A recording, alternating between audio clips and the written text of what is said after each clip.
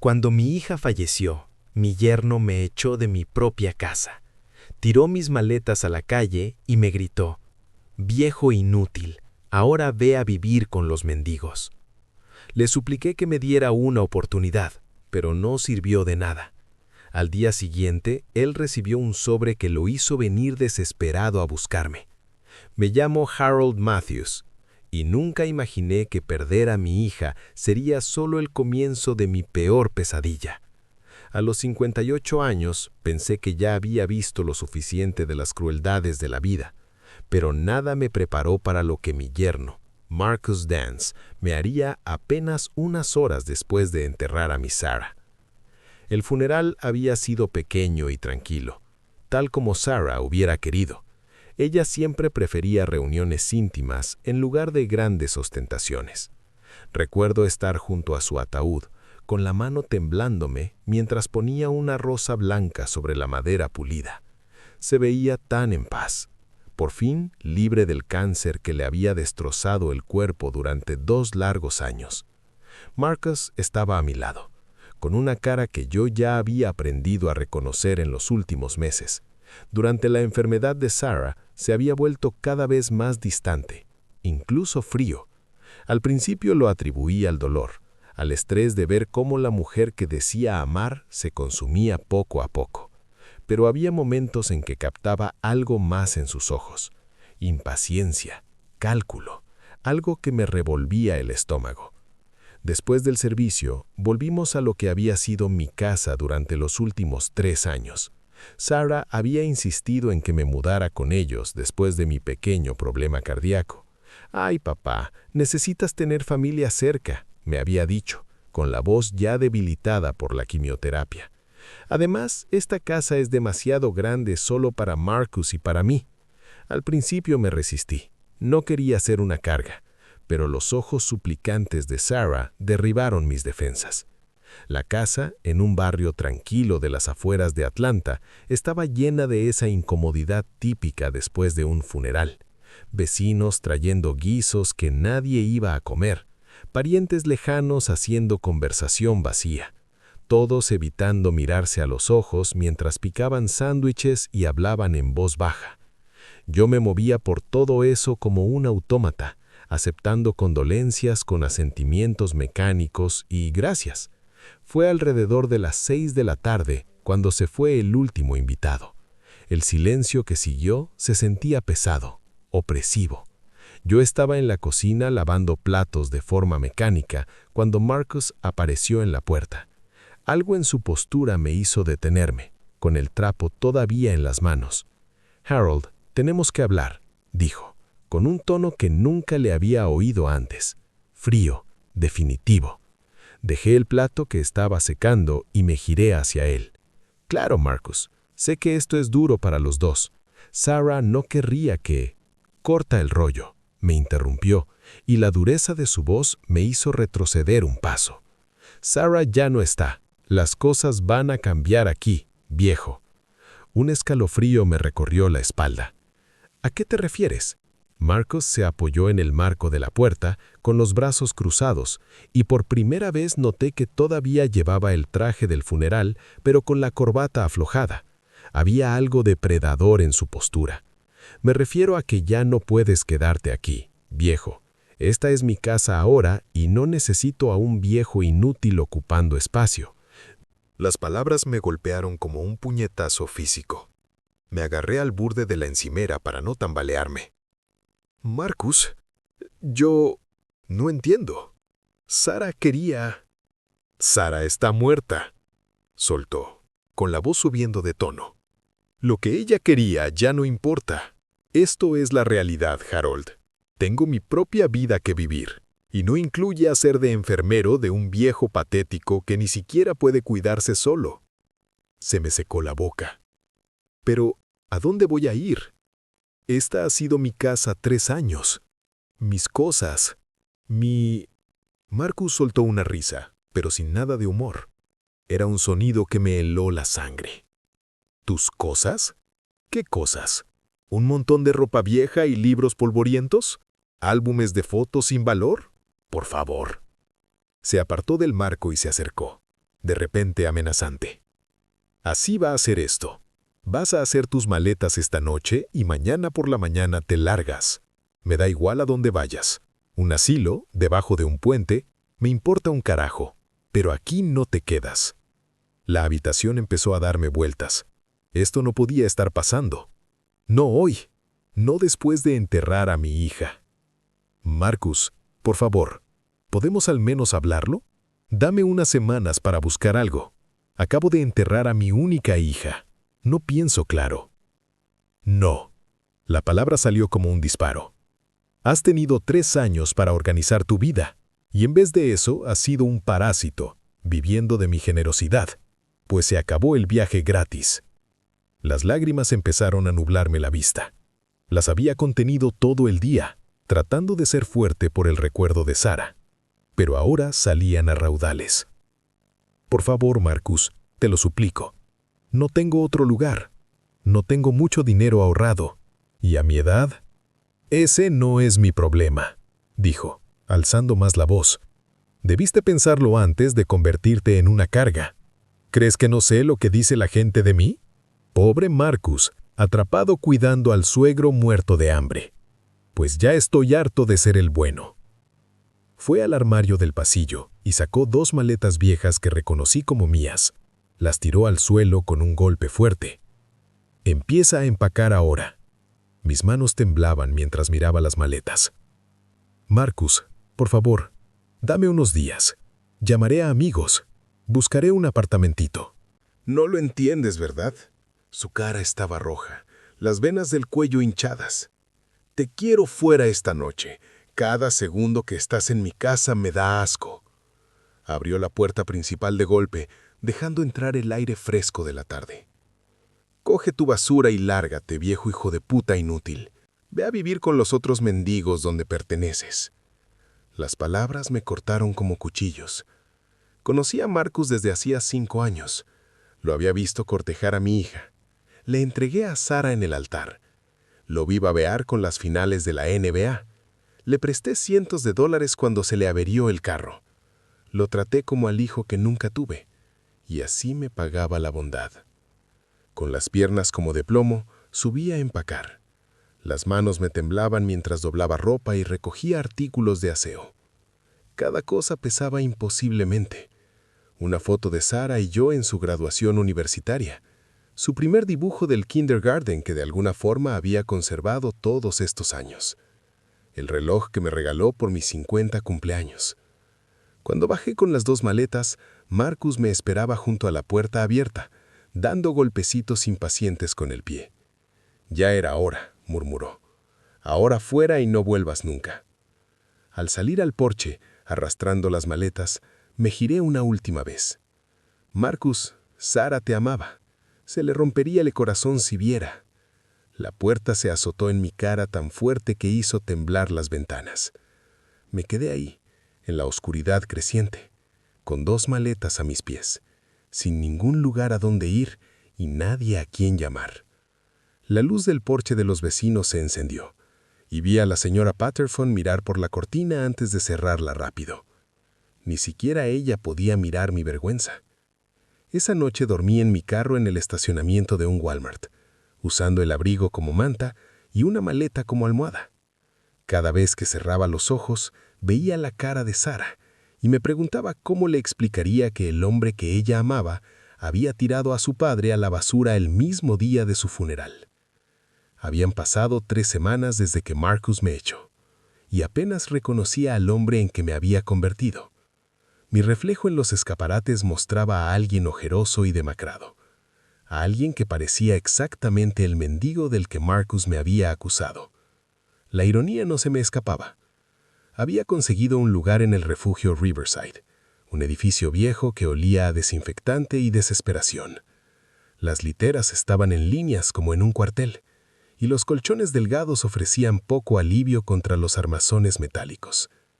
Pero estaba caliente y seco, y a los 58 años había aprendido a no ser exigente con las pequeñas misericordias. Mis días se habían convertido en una rutina sombría. Despertar a las 5:30 cuando encendían las luces, doblar la manta y salir antes de las 7. pasar el día caminando por las calles, buscando trabajos ocasionales que pagaran en efectivo, volver al refugio a las 6 para hacer fila para la cena y, con suerte, asegurar una cama.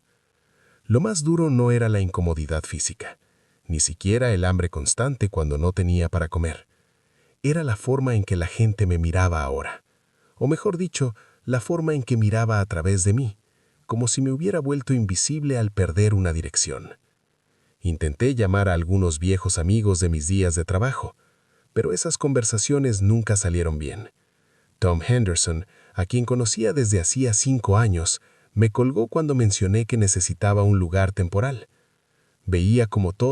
Lo siento, Harold, pero nosotros también tenemos problemas. Fue todo lo que dijo antes de cortar. Mi ex compañera Janet fue más educada, pero igual de inútil. Ay, Harold, ojalá pudiera ayudarte, pero ya sabes cómo está todo. Apenas tenemos espacio para nosotros, y con la economía como está, su voz se fue apagando en las excusas de siempre. La verdad era que la gente tenía miedo de que lo que me había pasado fuera contagioso. La falta de hogar nos incomodaba, los obligaba a enfrentar lo delgada que es la línea entre la seguridad y la ruina. Era más fácil creer que yo había hecho algo para merecer esto que admitir que le podía pasar a cualquiera. Pero fue el encuentro con mi vecino Carl el que me rompió algo por dentro. Lo vi saliendo de la ferretería del centro y me acerqué con esperanza. Carl me había pedido prestada la cortadora de césped innumerables veces y habíamos tenido muchas charlas sobre la cerca que separaba nuestros jardines. «Carl», lo llamé, sintiendo alivio al ver una cara conocida. Él levantó la vista, entrecerró los ojos. Luego su expresión pasó de confusión a reconocimiento y luego a algo que parecía vergüenza. «Harold, Jesus, tú luces...» Se detuvo, pero yo podía completar la frase.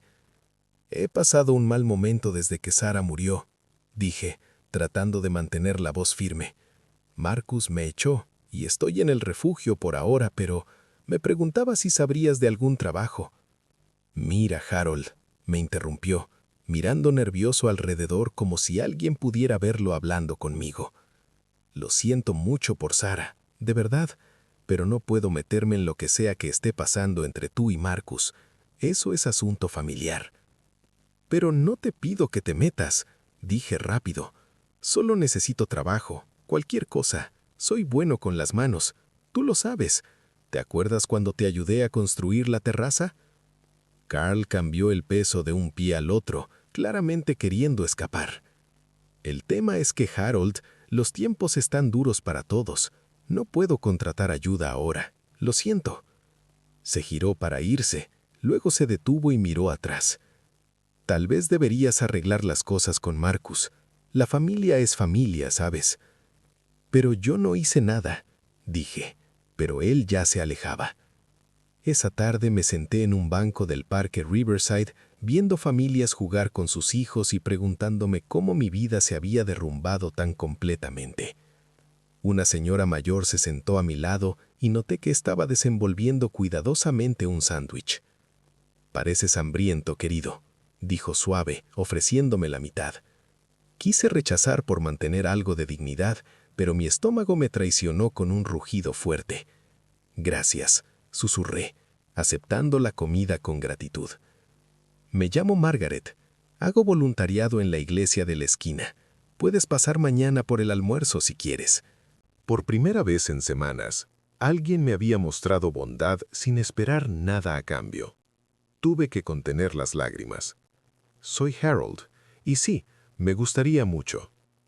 Mientras tanto, por conversaciones que escuchaba en el refugio, supe que Marcus estaba viviendo bastante bien en lo que solía ser mi casa. Un tipo llamado Pete, que hacía trabajos por el barrio, mencionó haber visto a Marcus cargando cajas en un camión de mudanzas. «Linda casa», dijo Pete. «Debe valer una fortuna». El tipo parecía tener mucha prisa por deshacerse de cosas. Tenía un contenedor grande afuera, tirando todo como si fuera basura. El corazón se me apretó. Esas cosas probablemente eran de Sarah, objetos que yo habría atesorado para siempre. Sus libros, sus dibujos de la secundaria, la colcha que le hizo su abuela. todo tratado como basura. ¿Viste qué clase de cosas tiraba?, pregunté, tratando de sonar casual. Pete se encogió de hombros. Parecían álbumes de fotos, algunos muebles, ropa de mujer. Parecía que estaba vaciando la casa por completo. También lo vi un par de veces con una mujer, rubia, bien arreglada. Se veían bastante acaramelados. La revelación me golpeó como un puñetazo en el estómago. Marcus ya estaba siguiendo adelante, reemplazando el recuerdo de Sarah con alguien nuevo, borrando todo rastro de ella de la casa donde había vivido y muerto. La crueldad era impresionante. Esa noche, acostado en la litera del refugio, miré el techo e intenté entender cómo había terminado ahí.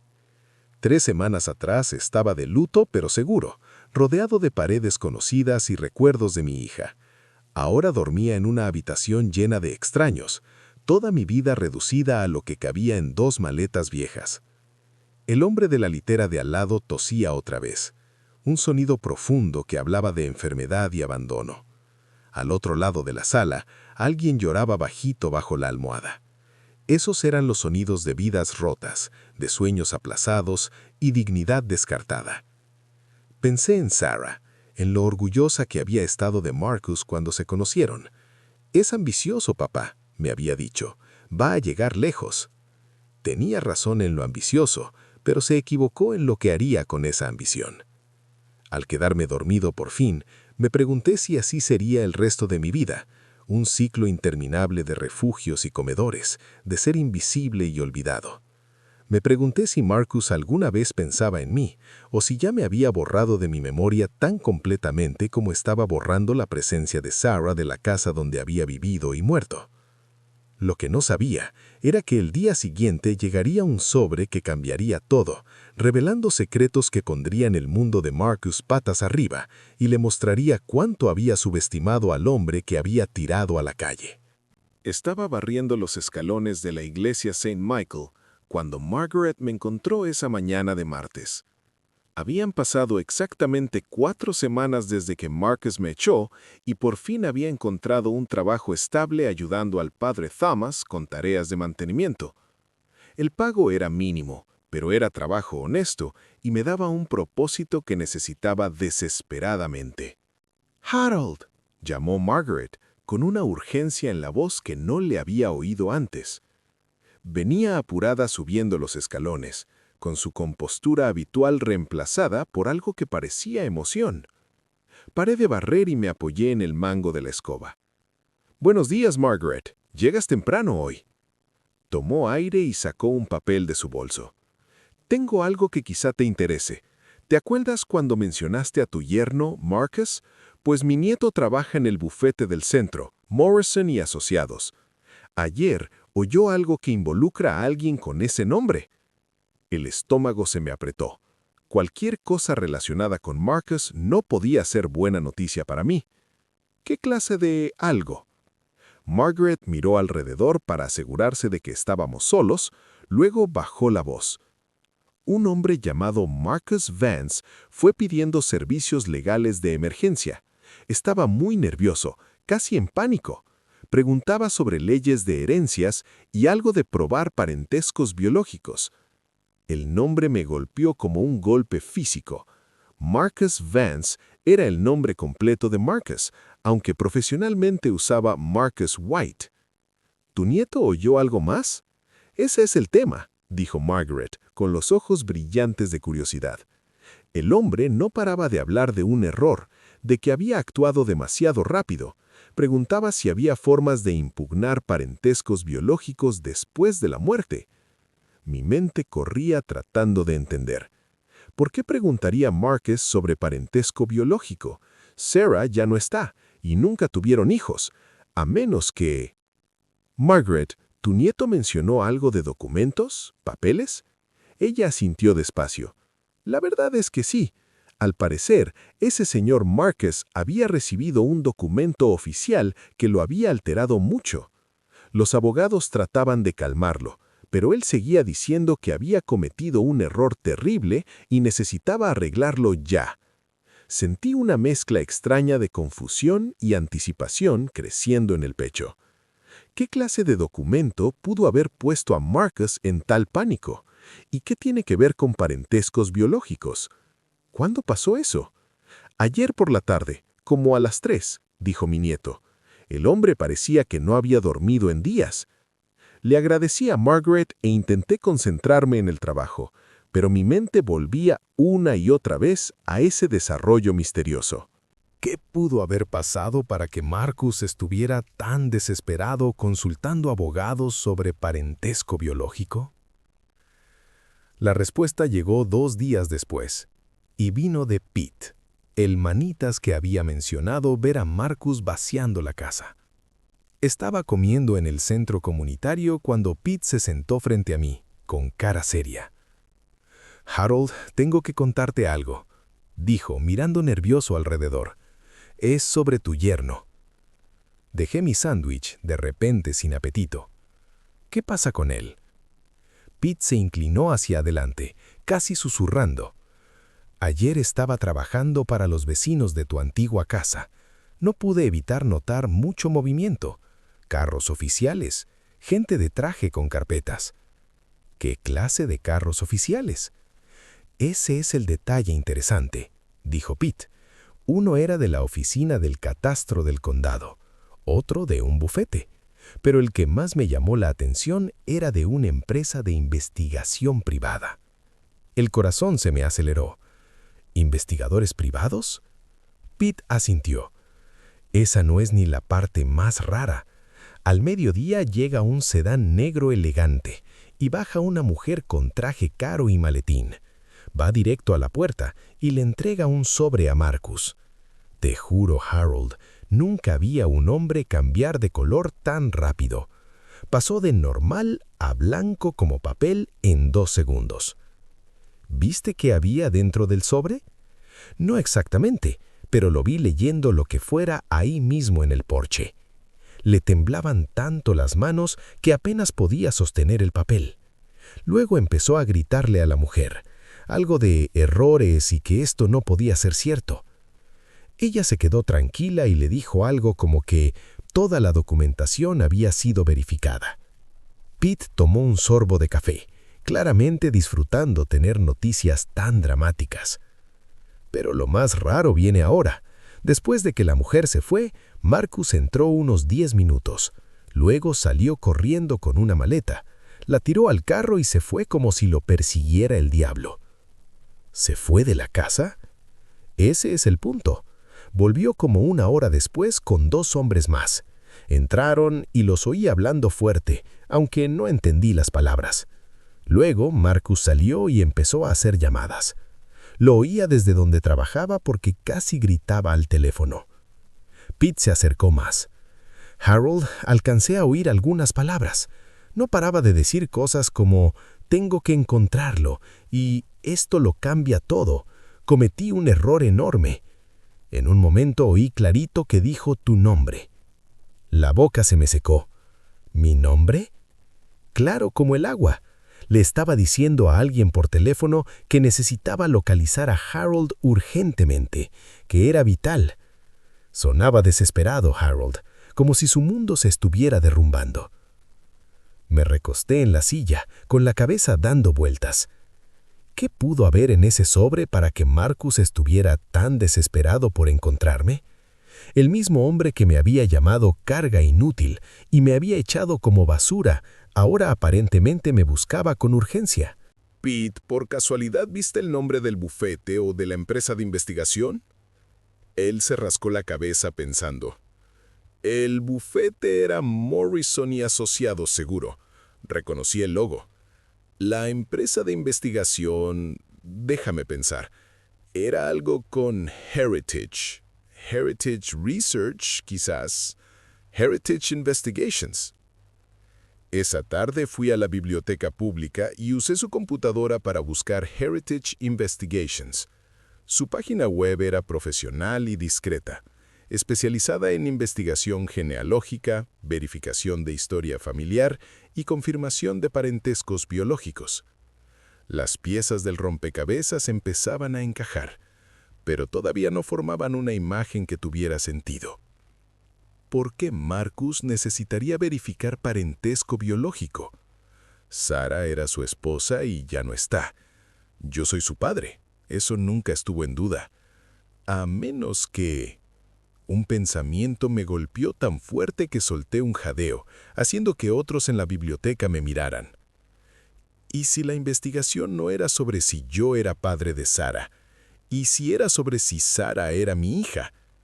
Pero eso era imposible. Yo estuve cuando Sara nació. La crié desde bebé. Tenía su certificado de nacimiento, sus registros escolares, todo lo que probaba que era mía.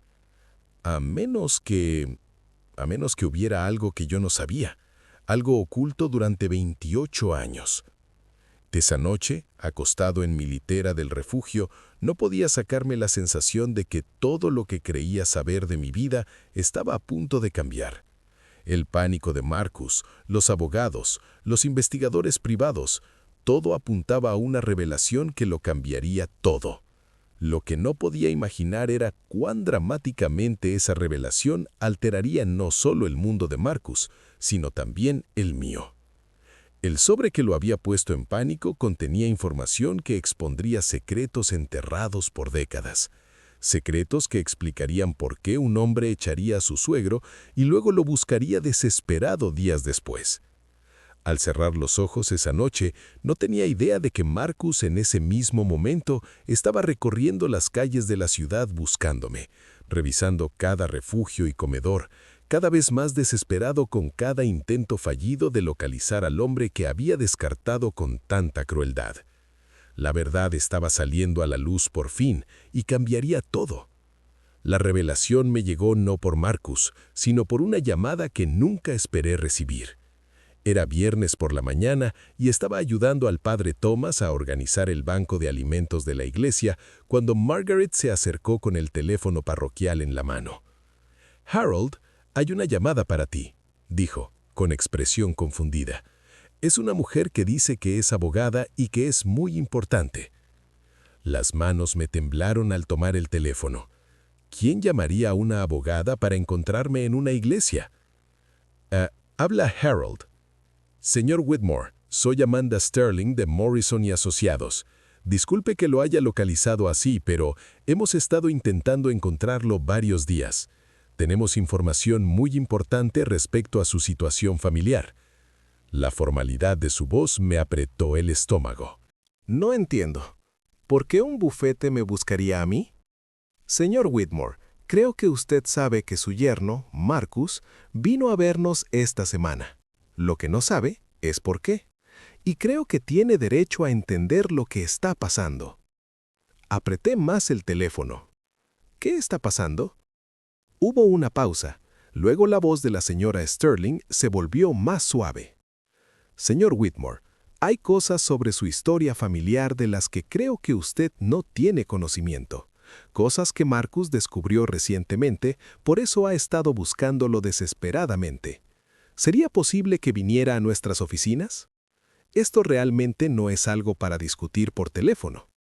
Una hora después, estaba sentado en una sala de conferencias elegante que olía a cuero y café caro frente a una mujer de unos 40 años que me miraba con una mezcla de simpatía profesional y preocupación genuina. Tenía una carpeta manila delante y vi que era bastante gruesa. «Señor Whitmore», empezó, «lo que voy a contarle puede ser un shock. Hace 3 días, Marcus vino a nuestra oficina en un estado de angustia extrema. Había recibido documentos de una firma de investigación privada que él mismo había contratado por razones que explicaré en un momento. Abrió la carpeta y sacó un documento que reconocí de inmediato. Era el certificado de nacimiento de Sara, pero al mirar más de cerca, noté algo que me cortó la respiración. Había marcas de corrección, lugares donde la información había sido cambiada. Señor Whitmore, ¿está familiarizado con la empresa Whitmore Industrial Holdings? El nombre me sonaba vagamente, pero no lo ubicaba. No creo. La señora Sterling sacó otro documento, mucho más oficial y complejo. Es una corporación multinacional que se dedica a manufactura y desarrollo industrial. Fue fundada en 1962 por un hombre llamado Harold Whitmore Sr. El corazón se me detuvo. Harold Whitmore Sr. Sí, mi padre. La habitación empezó a girar. Mi padre murió cuando yo tenía 2 años. Era mecánico, no era dueño de ninguna empresa. La expresión de la señora Sterling se volvió aún más compasiva. Señor Whitmore, su padre no murió cuando usted tenía 2 años.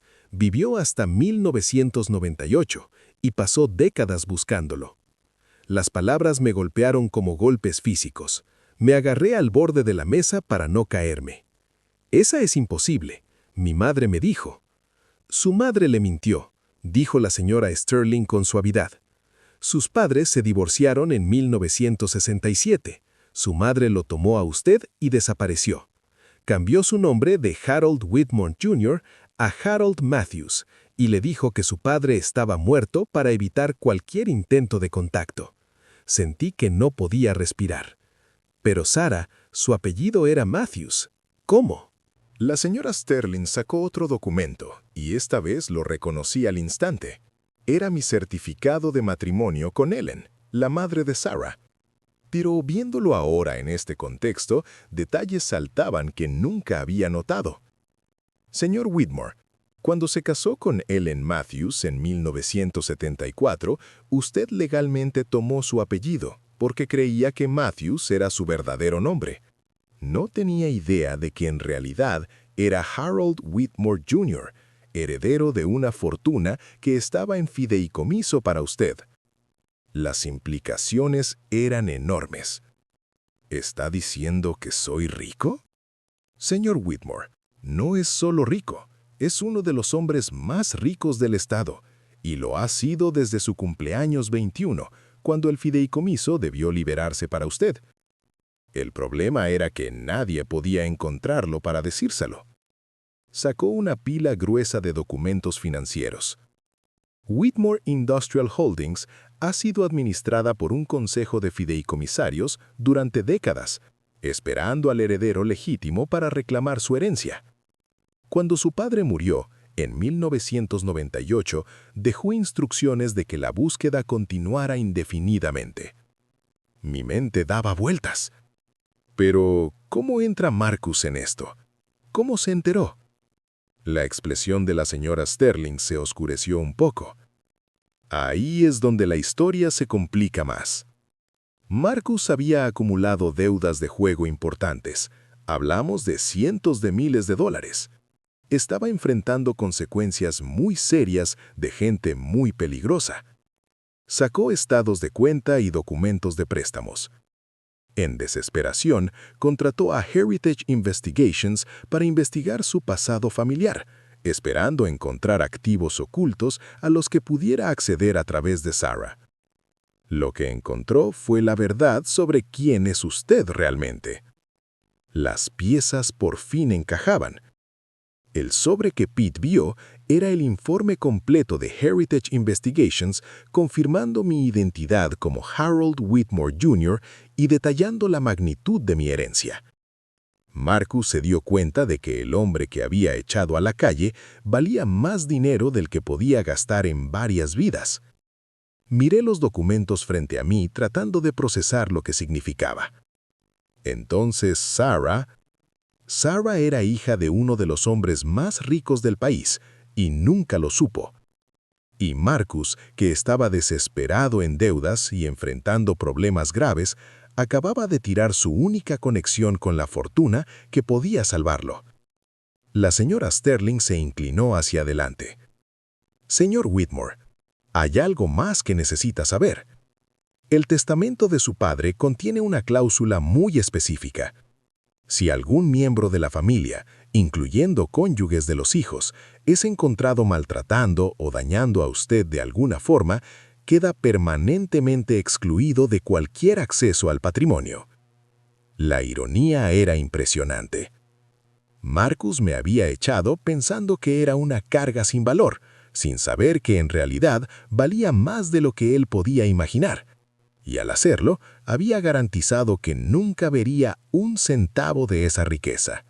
¿Qué pasa ahora?, pregunté. con la voz apenas un susurro. La señora Sterling sonrió por primera vez desde que llegué. Ahora, señor Whitmore, usted reclama su legítimo derecho.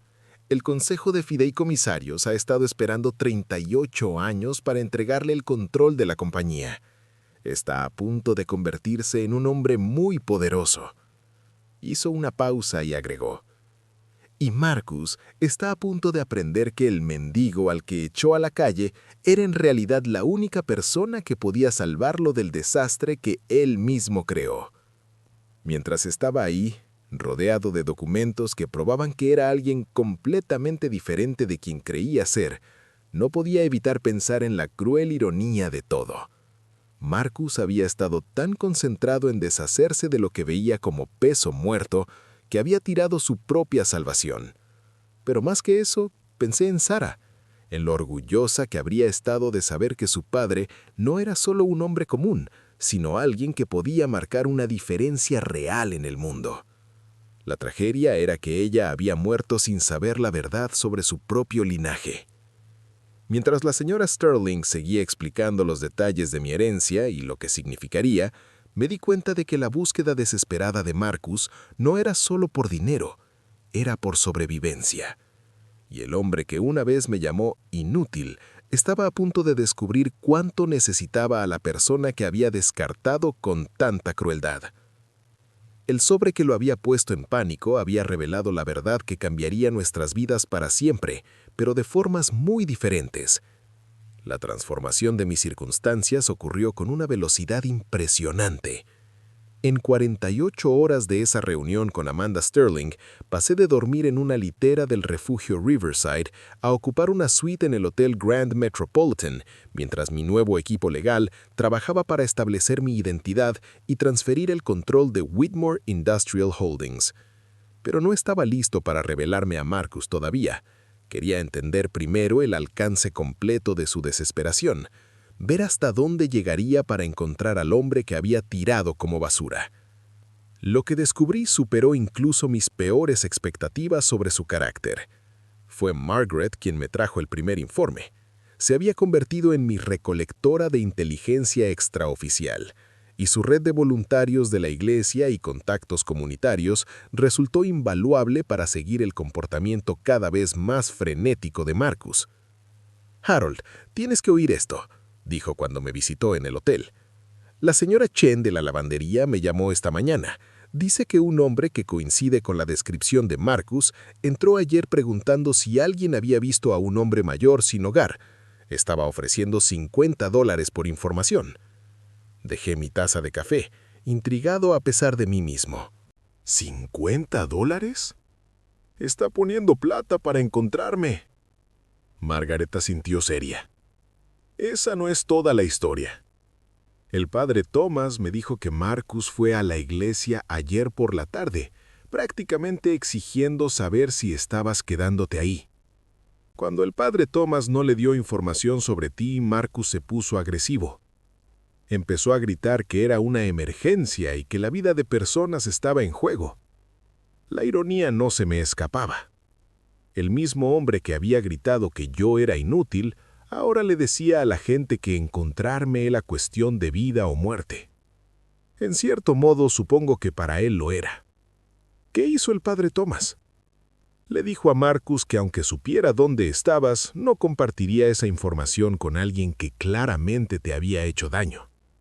Marcus intentó argumentar que te había ayudado, que habías vivido en su casa sin pagar renta y que solo te había pedido buscar arreglos más adecuados. Solté una risa amarga. «Arreglos más adecuados. ¿Así lo llama ahora?» La expresión de Margaret se puso más seria. «Harold, hay algo más». Mi nieto en el bufete oyó a Marcus hablando por teléfono con alguien. No sonaba como una conversación agradable. Hablaban de pagos atrasados y consecuencias si no se saldaba la deuda pronto. Eso explicaba la urgencia. Marcus no me buscaba solo por remordimiento o sentimiento familiar. Me buscaba porque gente peligrosa lo estaba acorralando. Y ahora sabía que yo era su única posible salvación. En los días siguientes, los reportes del esfuerzo de búsqueda de Marcus se volvieron cada vez más desesperados e invasivos. Pete me contó que Marcus había vuelto al barrio varias veces, tocando puertas y preguntando a los vecinos si me habían visto. Incluso había abordado a personas sin hogar en la calle, mostrándoles una foto mía y ofreciendo dinero por información. «Se veía terrible, Harold», reportó Pete en una de nuestras conversaciones. La ropa arrugada, necesitaba afeitarse y le temblaban las manos. No paraba de mirar el teléfono como esperando malas noticias. Pero fue Amanda Sterling quien me dio la información más reveladora sobre la situación de Marcus. Su bufete había sido contactado por Marcus no menos de 6 veces en la última semana. Cada llamada más desesperada que la anterior. Está ofreciendo pagar una tarifa sustancial solo por ayudarlo a localizarlo, me dijo en una de nuestras reuniones. Dice que es una emergencia familiar y que usted podría estar en peligro en la calle. Incluso ha sugerido que podríamos facturarle por encontrarlo y arreglar una reconciliación. Me recosté en la silla, procesando eso. ¿Qué dijo exactamente sobre una reconciliación? Amanda consultó sus notas. Dijo, y cito textualmente, «Me doy cuenta de que quizás fui precipitado al pedirle a Harold que buscara otros arreglos de vivienda. Estoy dispuesto a darle la bienvenida de nuevo a nuestra casa y proveer para su cuidado. Solo necesito encontrarlo primero». Ha reescrito completamente la historia. La desfachatez era impresionante. Marcus ahora se pintaba como un familiar preocupado que simplemente había sugerido que yo estaría más feliz en otro lado. En vez del hombre que me había gritado que viviera con mendigos y me había azotado la puerta en la cara. ¿Ha mencionado algo sobre la herencia?, pregunté. La expresión de Amanda se volvió conocedora. No directamente, pero sí hizo varias preguntas puntuales sobre leyes de patrimonio y si alguien podía reclamar una herencia en nombre de un familiar que estuviera incapacitado o incapaz de manejar sus propios asuntos. Entonces, esa era su estrategia. Marcus se estaba posicionando como mi cuidador, esperando ganar control sobre mi herencia, alegando que era demasiado viejo o mentalmente incompetente para manejarla yo mismo. El cálculo detrás de eso era escalofriante. Fue el padre Thomas quien me trajo la noticia de que Marcus había escalado su búsqueda a un nivel casi de acoso. El sacerdote me visitó en el hotel, con su calma habitual reemplazada por preocupación evidente. «Harold, creo que debes saber que Marcus ha estado básicamente acampando cerca de la iglesia y el refugio. Está ahí cuando llego por la mañana y todavía está cuando me voy de noche. Se acerca a cualquiera que parezca sin hogar o necesitado, mostrándoles tu foto. ¿Me ha molestado directamente otra vez?». El padre Thomas asintió serio.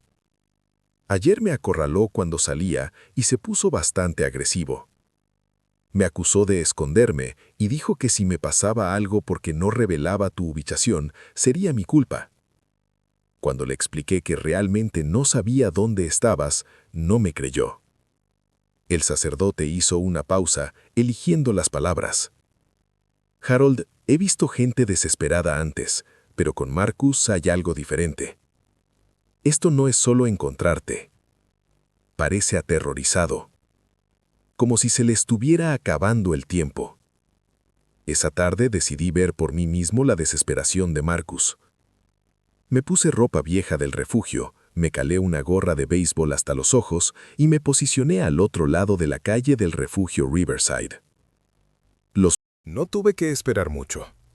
El carro de Marcus apareció justo cuando se formaba la fila para la cena. Bajó y me impresionó su apariencia. Pete tenía razón. Parecía que no había dormido en días. Su usual aspecto impecable estaba desaliñado. El traje caro, arrugado y manchado. Sus movimientos eran nerviosos, casi frenéticos. Lo vi acercarse persona por persona en la fila de la cena, mostrándoles lo que supuse era mi foto. La mayoría negaba con la cabeza y se alejaba rápido, claramente incómodos con su intensidad. Algunos aceptaban dinero a cambio de conversaciones breves, pero por su lenguaje corporal se veía que no tenían información útil. En un momento, Marcus agarró del brazo a un joven cuando éste intentó irse. Los vi discutiendo, con Marcus gesticulando como loco mientras el joven trataba de soltarse. Al final, alguien del personal del refugio intervino y Marcus tuvo que retroceder. Pero lo que pasó después reveló realmente la profundidad de su desesperación. Al volver a su carro, lo vi sacar el teléfono y hacer una llamada. Incluso desde el otro lado de la calle, podía oír la tensión en su voz. «Te estoy diciendo que estoy haciendo todo lo posible por encontrarlo», dijo, con voz que se oía en el aire de la tarde. «He revisado todos los refugios, todos los comedores, todos los lugares donde se juntan los sin techo. Tiene que estar en algún lado. No, entiendo el plazo. Sé qué pasa si no pago. Solo dame unos días más, por favor». Cuando colgó, Marcus se quedó junto al carro varios minutos, con la cabeza entre las manos. Por un momento casi sentí lástima por él. Casi. Pero luego recordé el sonido de la puerta azotándose en mi cara. Recordé dormir en mi carro en el estacionamiento de Walmart la noche del funeral de mi hija. Recordé cómo me había llamado carga inútil y me había dicho que fuera a vivir con los otros mendigos. Marcus había tomado sus decisiones cuando pensó que yo no tenía poder, ni dinero, ni forma de defenderme. Había revelado su verdadero carácter cuando creyó que no habría consecuencias por su crueldad. Y ahora que sabía la verdad sobre quién era yo realmente, estaba desesperado por deshacer esas decisiones. Pero algunas acciones tienen consecuencias que no se pueden borrar con disculpas o dinero. Mientras lo veía irse esa noche, todavía buscándome, me di cuenta de que Marcus estaba a punto de aprender una lección muy dura sobre la diferencia entre tener poder y estar a la merced de otro. Mañana lo dejaría encontrarme, pero sería en mis términos, y descubriría que el mendigo que había buscado desesperadamente se había convertido en alguien con el poder de salvarlo o destruirlo completamente. Elegí revelarme un martes por la mañana, exactamente 6 semanas después de que Marcus me echara. El lugar fue deliberado, los escalones de Morrison y Asociados, donde Marcus llegaría para lo que él creía era una consulta rutinaria sobre localizarme. Lo que no sabía era que yo lo estaría esperando. Llegué temprano, vestido con un traje gris carbón hecho a medida que mi nuevo asistente había conseguido. La transformación era notable. No parecía en nada al hombre roto que había dormido en refugios días antes. Me posicioné en un banco al otro lado del bufete, lo bastante cerca para observar, pero lo bastante lejos para controlar el momento del encuentro. El carro de Marcus llegó exactamente a las 9:45, 15 minutos antes de su cita de las 10. Incluso desde lejos veía que su estado había empeorado más. Sus movimientos eran erráticos y no paraba de mirar el teléfono con la energía nerviosa de un hombre sin tiempo. Se quedó en la acera varios minutos, recomponiéndose antes de entrar al edificio. Lo vi tomar respiraciones profundas, enderezar su corbata arrugada y pasarse las manos por el pelo despeinado.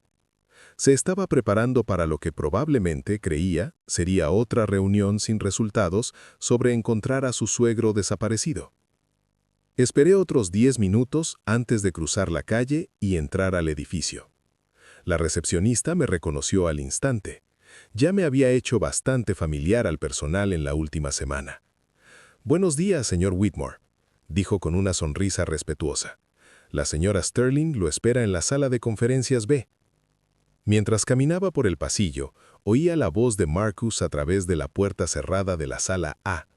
Hablaba rápido, con tono cada vez más desesperado, mientras explicaba su necesidad urgente de localizarme. «Estoy dispuesto a pagar lo que sea», lo oí decir. «Esto ya no es solo familiar. Harold podría estar en verdadero peligro en la calle. No es joven y lleva semanas desaparecido». Hice una pausa afuera de la puerta, escuchándolo tejer su red de falsa preocupación. Era fascinante oír cómo había reescrito nuestra historia, convirtiéndose de villano en el familiar preocupado, desesperado por rescatar a su suegro del desamparo. Amanda Sterling me encontró en la puerta de la sala B. ¿Estás listo para esto?, preguntó en voz baja. Asentí, enderezando mi corbata. Más que listo. Me llevó a la sala A y tocó suavemente antes de abrir la puerta. Marcus estaba sentado al fondo de la mesa larga, con papeles regados delante, el teléfono apretado en una mano. Levantó la vista esperando, probablemente buenas noticias sobre la búsqueda. Su expresión pasó por una serie rápida de cambios al verme. Primero confusión, como si no pudiera procesar lo que veía. Luego reconocimiento, con los ojos abriéndose al darse cuenta de quién estaba en la puerta. Finalmente, algo entre alivio y terror, mientras las implicaciones empezaban a calar. «Harold», su voz fue apenas un susurro. Entré despacio, tomándome mi tiempo, dejándolo absorber la transformación. Ya no era el hombre roto y suplicante que había echado 6 semanas atrás. Era alguien completamente diferente. Alguien con poder. Alguien con opciones. Alguien que podía pagar un traje de $1,500 y la mejor representación legal que el dinero podía comprar. «Hola, Marcus», dije calmado, tomando asiento en el extremo opuesto de la mesa. «Me enteré de que has estado buscándome». Marcus luchó por ponerse de pie, la silla raspando el piso. «Harold, gracias a Dios, he estado preocupado enfermo por ti. Cuando te fuiste esa noche me di cuenta de que había cometido un error terrible. He estado buscándote por todos lados». «Siéntate, Marcus», lo interrumpí, con voz tranquila pero con autoridad inconfundible. Se sentó inmediatamente, con las manos temblando mientras las ponía planas sobre la mesa. «Harold, sé que dije cosas esa noche que no sentía. Estaba de luto, no pensaba claro. Perder a Sara me afectó más de lo que creía y lo descargué contigo injustamente». Me recosté en la silla, estudiándolo con el interés desapegado de alguien examinando un insecto bajo un microscopio. «¿Esa es tu versión de lo que pasó? ¿Que dijiste cosas que no sentías?» Marcus tragó saliva fuerte, gotas de sudor formándose en su frente a pesar del aire acondicionado. «Sé que te pedí que buscaras otros arreglos, pero nunca quise que terminaras en la calle. Pensé que tenías amigos, otros familiares que podían ayudarte». «Otros familiares», repetí despacio. «Como mi padre, quizás». El color abandonó la cara de Marcus. Miró a Amanda Sterling, luego de nuevo a mí, claramente dándose cuenta de que yo sabía sobre la investigación y sus resultados. «Harold, puedo explicar lo de eso. Contraté a los investigadores porque intentaba ayudarte. Pensé que quizá había recursos familiares que no conocías, gente que podía darte mejor apoyo que yo». Sonreí, pero sin calidez. «¿Qué he considerado de tu parte? ¿Y qué descubriste en esa investigación para ayudarme?» La boca de Marcus se abrió y cerró varias veces antes de encontrar la voz. «Descubrí que no eres quien creíamos, que tu verdadero nombre es Harold Whitmore Jr., y que eres el heredero de una fortuna significativa». «Una fortuna significativa», musité. «Esa es una forma de decirlo. ¿Te gustaría saber exactamente cuán significativa, Marcus?»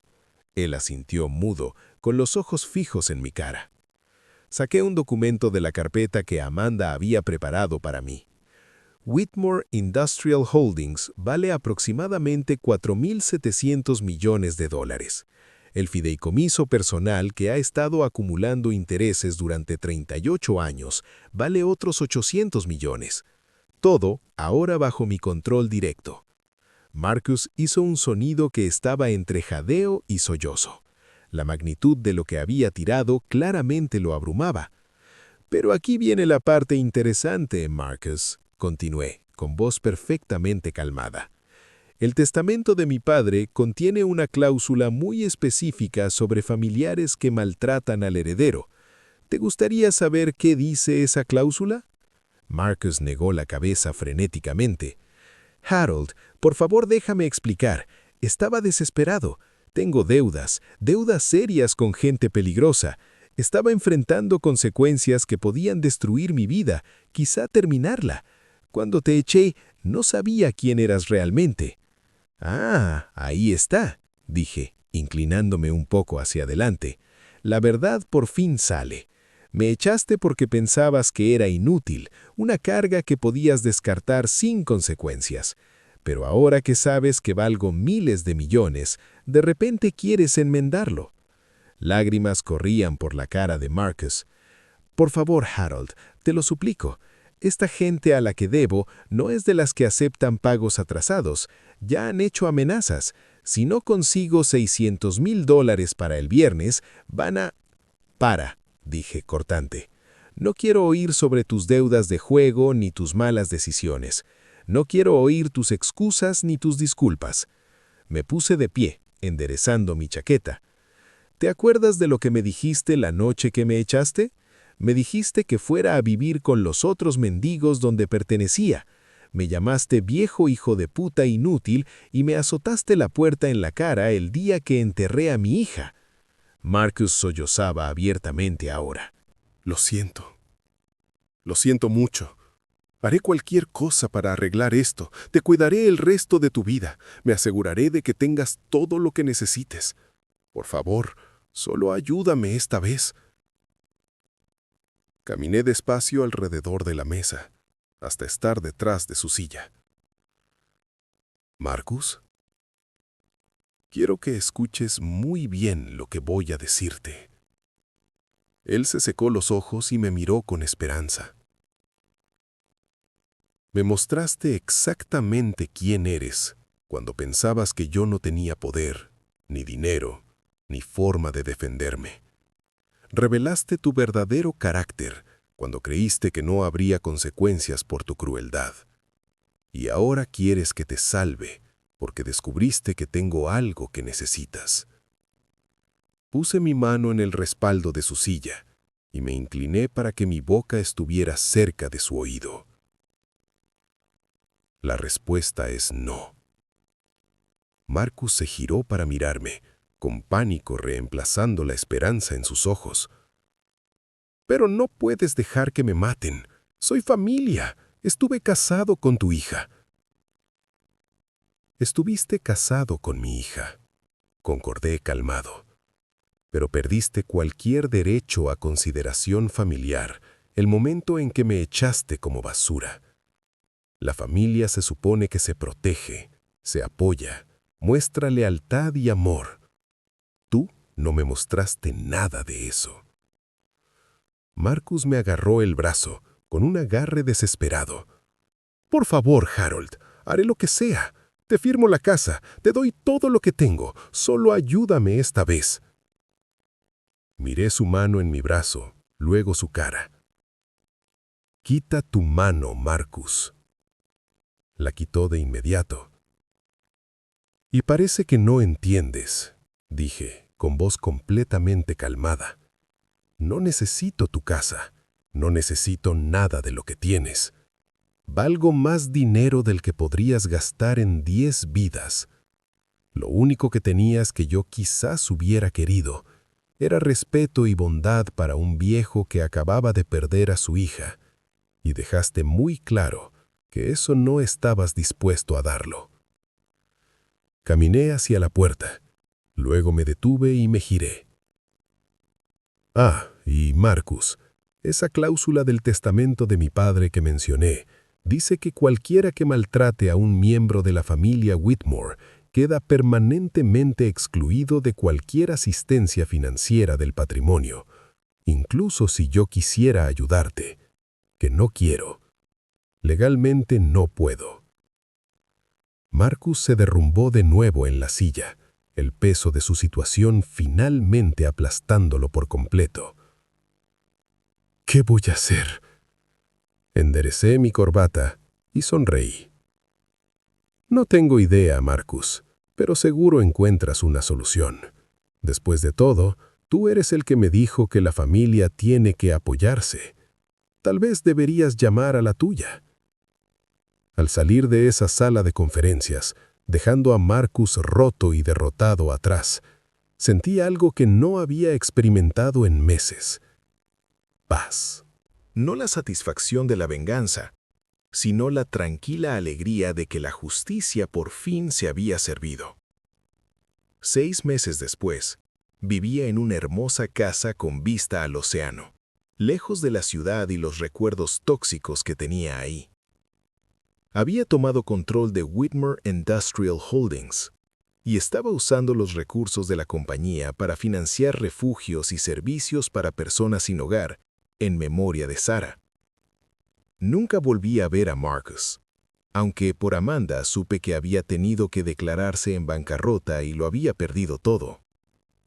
No sentí satisfacción por su caída, solo un profundo sentido de liberación de la relación tóxica que había definido el peor periodo de mi vida. A veces por las tardes me sentaba en mi terraza mirando la puesta de sol y pensaba en Sarah. Ojalá hubiera podido conocer la verdad sobre nuestra familia. Ojalá hubiera visto el bien que salió de reclamar mi herencia. Pero sobre todo estaba agradecido de haber aprendido por fin la diferencia entre estar solo y estar libre. El hombre que me había tirado pensando que no valía nada, me había enseñado la lección más valiosa de todas: que el verdadero poder no está en el dinero ni en la influencia. Está en saber tu propio valor y no permitir que nadie lo disminuya. Por fin, estaba en casa. ¿Les gustó mi historia? ¿Y desde qué ciudad me están escuchando? Nos vemos en los comentarios. Si les gustó la historia, me pueden apoyar enviando un super thanks para que siga trayendo más historias como esta. Muchas gracias por su lindo apoyo. Estoy ansioso por leer sus comentarios sobre la historia. En la pantalla pueden ver 2 nuevas historias de vida que les recomiendo mucho. Hay mucho más en mi canal. No olviden suscribirse. Nos vemos en la próxima historia de vida. Con cariño y respeto.